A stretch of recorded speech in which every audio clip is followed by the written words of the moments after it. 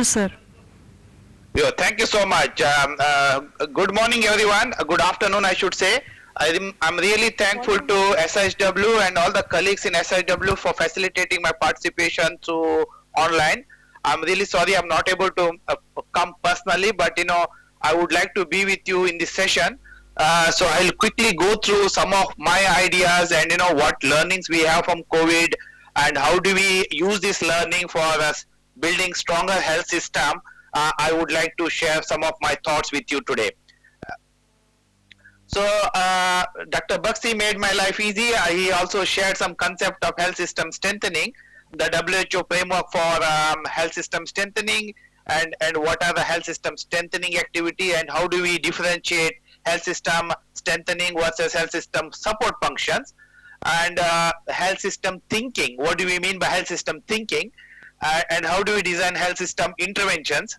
What are the key issues and some learnings from COVID during this entire process? So I would like to share with you a small video. Please bear with me 4 minutes. This is very interesting video which will take you through health system learnings. It's a very interesting. If you can see, it will be really nice. Just give me a second.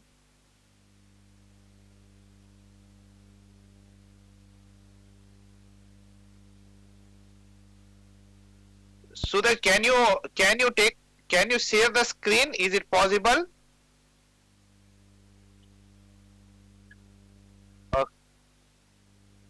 Can you see?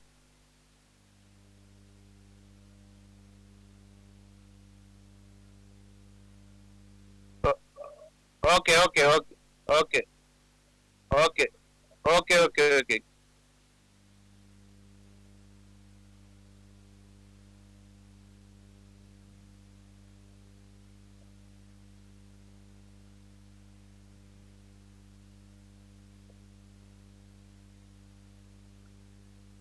Maybe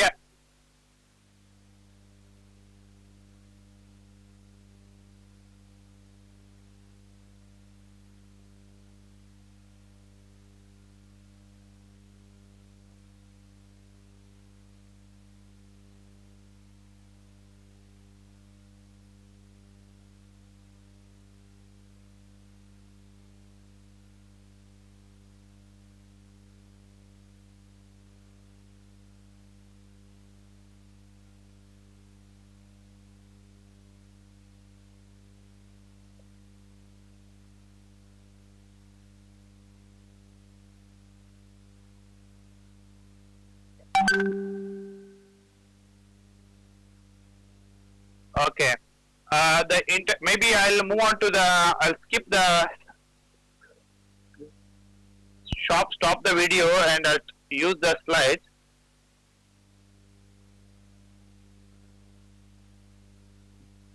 Give me a second.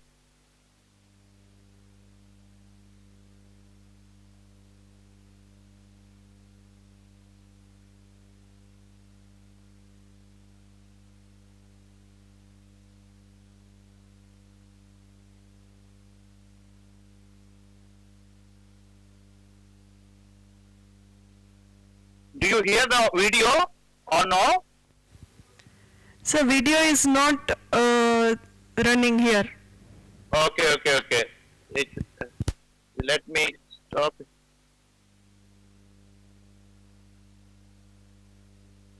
Okay, let me continue with the slide. The health systems are highly complex and we need to understand what are the health system challenges and what opportunities we have in our area to strengthen health system. It's always a challenge to understand cost effective and high impact intervention making available to all the population. Requirement of a functioning health system to have an effect on the population at scale, I mean to say covering entire population, is actually very important. But the key question remains, how do we get drugs, vaccines and other forms of prevention, care and treatment on time, reliably, in sufficient quantity, at a reasonable cost to those who are in need of these services. Am I okay with the audio now? Okay. Okay. So it's important to understand the WHO framework of action. Dr. Bakshi briefly informed. I request all of you give attention to the health system building blocks. So there are 6 building blocks. To have a efficient health system, we need adequate financing. We need a health workforce which are adequate number and adequately skilled. We need an information system to manage health system and also take feedback. We need medical products and technology to run the health system. And then we need a health service delivery on the ground. We need leadership and governance. When we talk about health system, we need to give attention to all the 6 building blocks. And when we have all 6 of them, we need to see how many people access the services and what is the quality of service we are providing to see improved health, to make health system responsive, and which covers also financial risk, which has got improved efficiency. So these are the 4 outcomes we look for. But to make sure these things are there, we need to ensure all 6 building blocks are adequately addressed.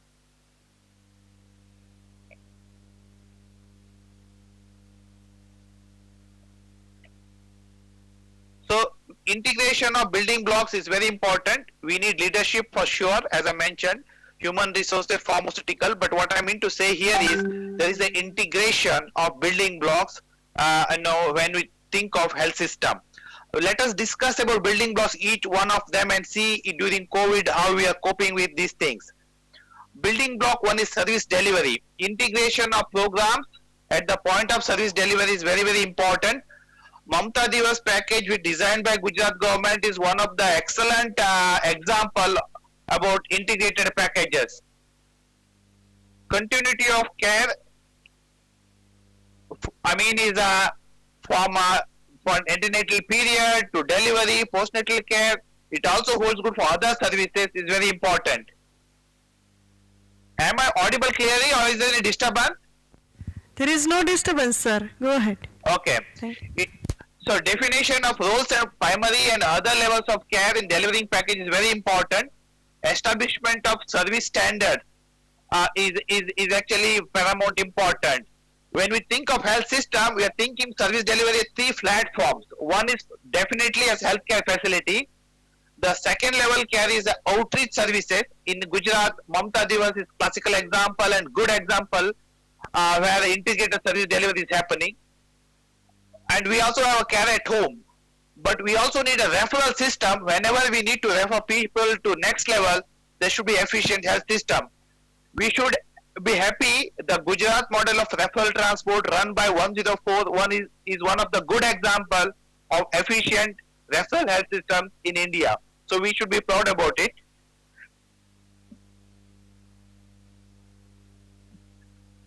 When you talk about health workforce, production of key categories of health workforce is important. Dr. Bakshi mentioned how we built a robust system of medical colleges to produce large number of doctors. Same thing holds good for the nurses also. But the key component is, are we monitoring the quality of pre-service training of doctors and nurses? Gujarat have more than 100 nursing colleges now. We have a large number of Ayush training medical colleges. Do we know what's happening in the pre-service quality? It is important to know if you are planning to induct people from those colleges. Quality assurance during training, both in service and pre-service, is very, very important. Geographical distribution of health workforce is very important. Do we have people where we need them? You see now COVID now clustered in urban area. In many states in India, like in UP, Bihar, now because of the migrant movement, the cases are closer to community rural area. So we need to see if there is an in-migration to districts. Do we have facility to make oxygen available, make basic service available in PHCs and CHCs? We need to think of those requirements. Regulatory mechanism is very important, especially when you talk about private sector. Unfortunately, in India, private sector is largely unregulated. In times of COVID, when you are depending on large number of private care facility to deliver services, we need to see what kind of coordination or regulation mechanisms we have with private sector. Cost effectiveness in staff retention mechanisms is important, and we need to develop a strong public-private partnership. You see the red flags here. If you look at the COVID facilities in Gujarat, large number of private sector, but it's important to see who is managing ICUs, HDU in COVID hospitals. You may be surprised to see there are many forensic medicine people, many biochemistry staff, they are in charge of HDU managing cases. Then you worry about a high case fatality rate. You can imagine what will happen if HDUs are managed by forensic medicine, biochemistry, physiology people. So what is the plan of training private sector human resources during COVID?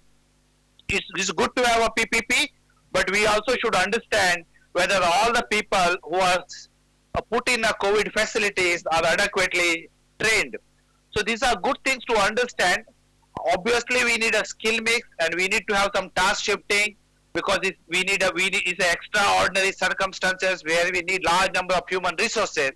But it's important to understand we need to impart right skill, orient people before we give them a COVID duties. Even in the routine time, retention of good staff and keep the motivation of the staff high is very important.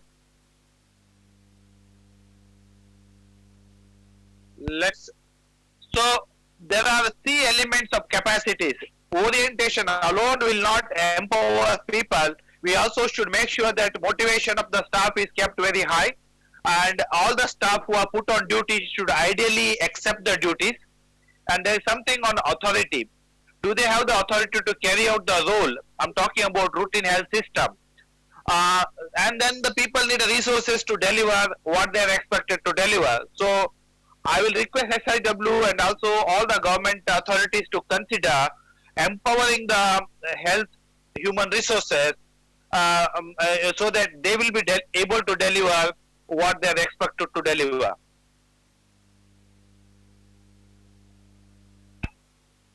Building block and information system.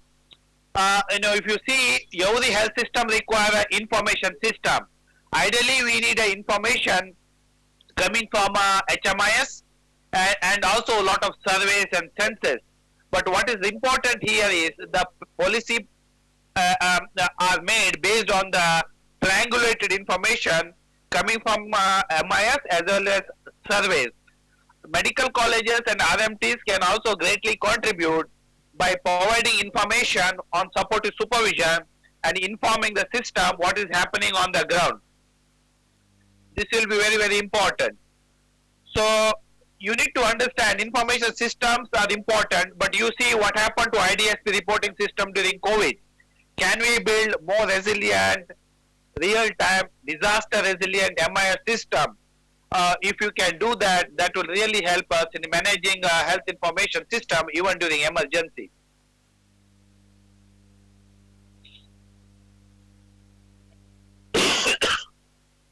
Sorry.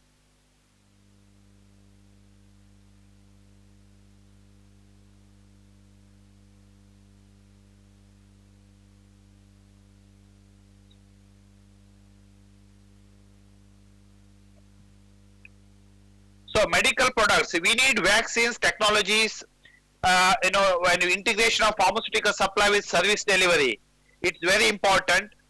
And if you see this slide, we need a right product, right quantity, right condition, and right place, at right time, at right cost. So think of a situation, you need a buffer stock for a normal situation, but the need of buffer stock will drastically increase during emergency because procurement takes time. I request all of you to have a very good practice of a logistic management by visiting this site whenever your time permits. Tamil Nadu Medical Service Corporation Limited is one of the classical examples in health systems in India where a robust, very strong drug logistic mechanisms have set in place benefiting entire health system in Tamil Nadu. You may be aware Tamil Nadu spent more than 100 years in building health system, which is now classical model for all of us to follow. Let's see health financing. You see this box on the right here. We need more finances for health. The money spent on health in India is less than 3% GDP. The developed world, say the Spain spends 18% of GDP on health. All the developing countries spend much more than India. So, but global experts, they say minimum we need 5% of GDP on health. What is being spent in India is less than 1.3%. So we need more money in health. At the same time, we also need more reserves for the money spent. So healthcare financing will require some reform, and we also should look into health insurance, the social insurance, community-based health insurance system. You should also reflect what happened during COVID time. There is a catastrophic expenses in private sector hospitals. In many hospitals in Delhi, I hear the hospital bill is 5 to 10 lakh for COVID case management if they are in HDU or ICU. There are cases where more than 50 lakhs are billed to a patient in private facilities. So people cannot bear this. So we should see how do we define and how do we make health insurance made available to every citizen in the country. When you look into health budget, the government budget may not be sufficient for all the service delivery. We should look into CSR funds. We should also look into district mineral foundation funds available in every district, and the discretionary funds available in health system, at large. So this will be required because nobody will be in a position to give sufficient for public health in any country. So we need to be smart and use available budget very carefully.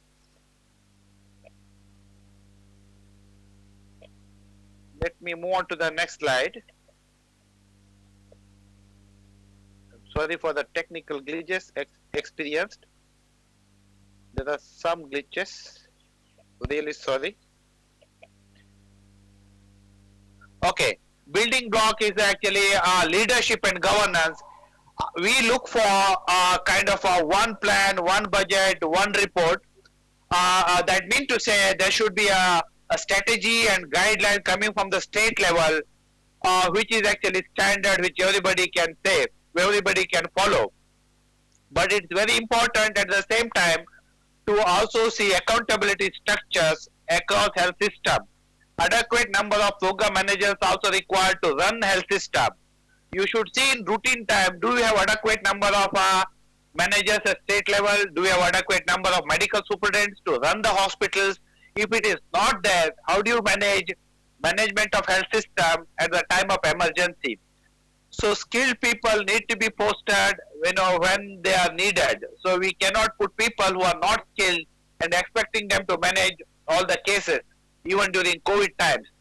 So there should be a surge capacity plan in normal time. I'll give you an example. If you need 100 nurses to manage a hospital, routine time on itself you are having 80 nurses, but emergency will require 150 nurses. So if you do not make a plan to manage the health system, it is not going to happen during emergency. So it will require a lot of attention to manage health system.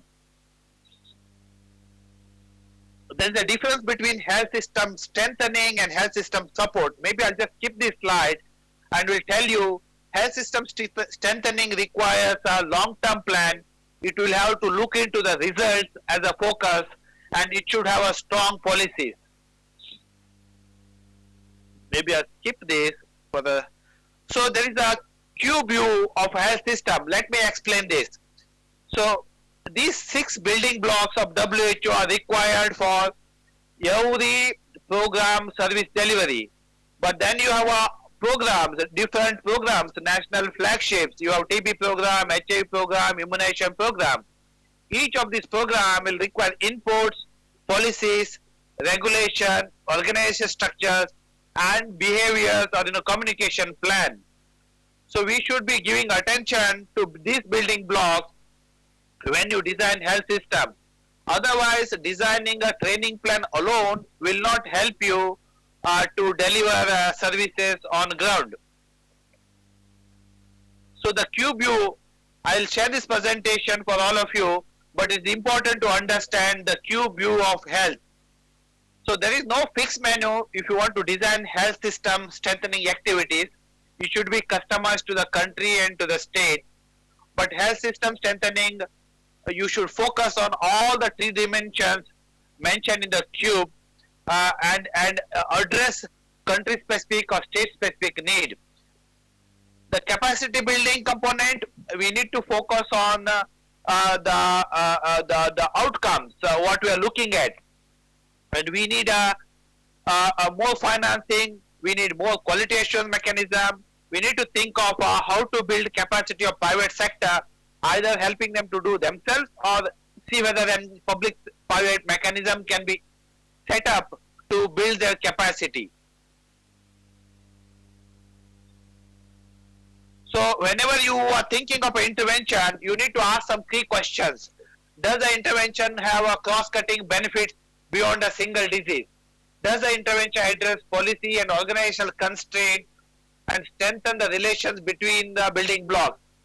Will the intervention produce long-term systemic impact? If the answer is yes, you should go ahead. If the answer is no, you should revisit the plan. Is the intervention tailored to the state-specific need is important.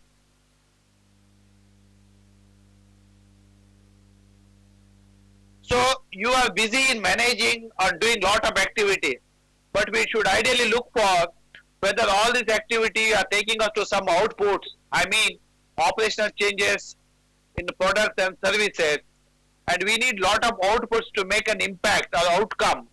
You know, many outcomes will take us to impact. So this is basically result framework we call RBM. I recommend and suggest all our managers in health system should have a good understanding of what are the activities, what are the outputs, what are the outcomes, and what are the impact. RBM is a minimum 4 days duration training package, but it will be important to consider result-based management training to all our program managers in health facility as well as in health system. Let me move to the next slide.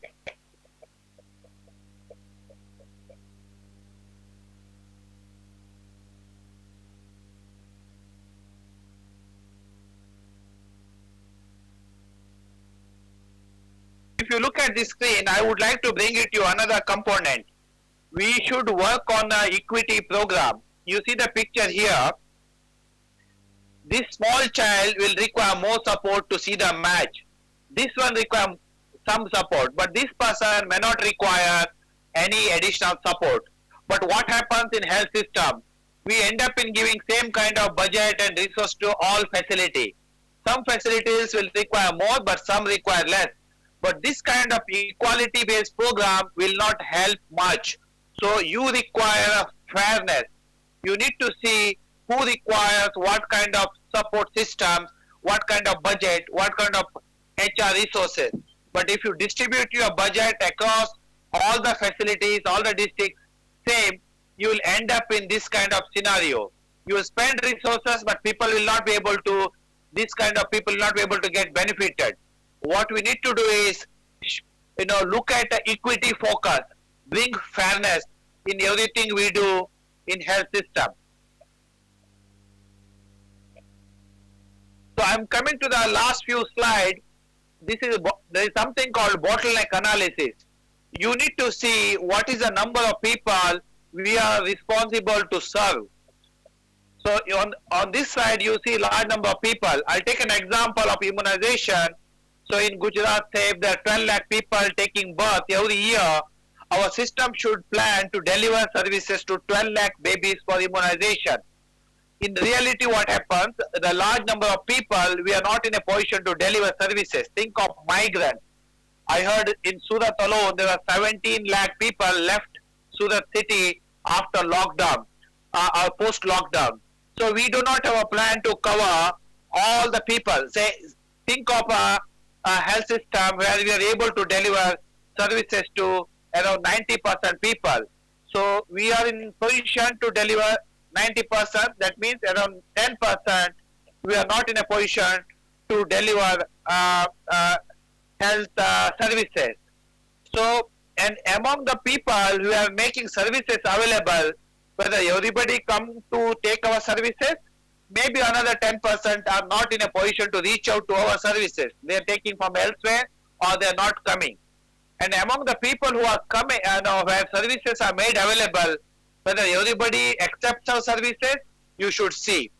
Not everybody will accept the services being provided by the government. Then you lose some more people. And then some people will come for the first dose of vaccination, bird doses. But you should see whether they come for all the services. So the effective coverage means all services with quality. So when you put these things in a map, there's an operational curve develops. The people who are in the green zone, they are the one who got all the services with good quality. This actually ends up in our 50 to 60%. All the surveys will tell you this coverage, but your HMIS will tell you 90% or more. So the thing, people who are outside this curve, imagine the people outside this curve not got services and not benefited from the services. But the people who are outside the green but inside the line, this shows health system efficiency or ineffectiveness. You may have people, but people are not getting benefited. So this is actually developed by Tanahashi. So it's very important to understand this Tanahashi model of health system strengthening. So this is actually people who are being provided effective coverage where reduction of morbidity and mortality will happen.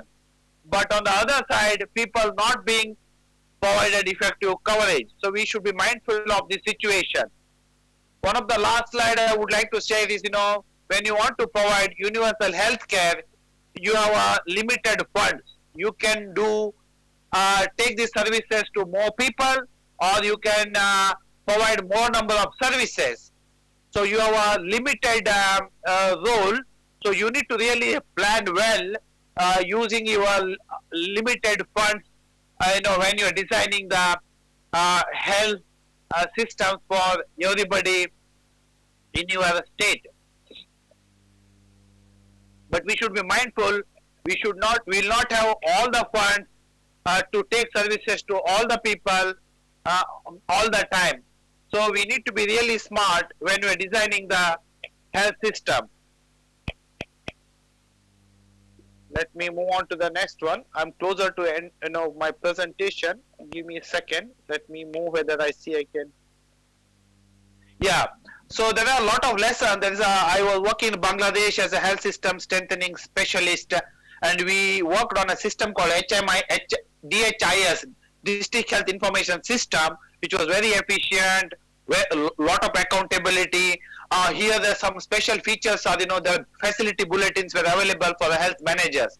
So there are some learnings. If you can focus on the bottom 3 lines when designing health system, we need to predict future health system needs and emergencies. Commit to long-term community capacity building and monitoring framework, and adopt a multi-stakeholder approach led by the government for sustainability. So we need to look into the systems, partnerships, innovation, convergence and evidence when you think of health system. So I have a last slide. Here comes my request to SHW, and all of you are sitting there. Can we think of scanning the present health system ecosystem in Gujarat? What are the policies, programs we have, and can we make some recommendation to the government of Gujarat to build a stronger system, building lessons from COVID and also from our experience? I will look at Dr. Kadri and SHSRC to take this as an agenda and do a rapid assessment of the current situation and come up with a specific recommendation to government. How can we build stronger health system for Gujarat, looking at primary health care and medical medical care, looking at public sector and private sector, looking at service delivery and demand generation. I also look at RMTs and medical colleges. Can we have structured mechanism for supportive supervision and document our observations and the outcomes of supportive supervision and see how can we further strengthen this. And the third thing is establish quality assurance mechanism for all the services and also pre-service and in-service training. Can SIW can design some mechanism to do this. And the next thing is demonstrating comprehensive community-based primary healthcare models. UNICEF will be very happy to partner with all of you in aspirational districts and also demonstrate some urban model for early childhood development. We are working in Narmada. If you have any interest, anybody want to support, please come forward. We also have some model RKSK Laboratory District Initiative in Dahod. We have a child-friendly initiative in Surat. So I seek your partnership, and see how you can support and strengthen creating some good models which can be scalable. And we also are working on creating state-of-the-art midwifery training center in Gujarat, which can be modeled to the entire country. So please come forward and share your ideas and thoughts. How can we make it? And we have completed a state of the we have completed the EVM, effective vaccine management exercise, and recommended to government to create state-of-the-art vaccine store. I also shared a video, maybe the SIW colleagues can share it with you later, how we are supporting Government of India in the building very strong vaccine logistic management system in the country. That video will take 10 minutes, but it's very, very nice video, and we will be more than happy to support the state government in developing state-of-the-art facility in Gujarat for vaccine store management. And the last thing I would like to appeal to all of you is implementation research and documenting good and replicable practices which can be shared for knowledge management. We can also produce some research papers on HSS, health system strengthening. So I heard operational research in the previous session by Dr. Baxi. I'm grateful and will be more than happy to support that. But as UNICEF, we would like to see program being rolled out on the ground in health facility level as well as in the community level. So if you can do some implementation research to see how useful our intervention, what more need to be done to release the bottleneck to make our strategies more effective. I will stop here and thank you all for listening to me, and extremely sorry for the technical glitches during my presentation. Next time I will be with you to discuss more on HSS. Thank you so much. I will be happy to answer any questions. Over to Lippy and Suraj to take it forward. Thank you so much, everybody. Thank you very much, sir, for a wonderful session. We would like to take any questions or feedback from our participants, as we are having Dean Medical Colleges and Head of Department of PSM from most medical colleges of Gujarat. If they are having any question or feedback, as you will not be available with us at the end of the workshop for interaction, we can take questions now if you allow.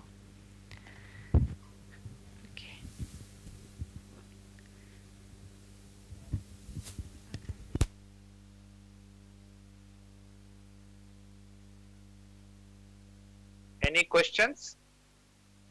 Either from the audience or from the organizers, I'll be happy to handle or take address.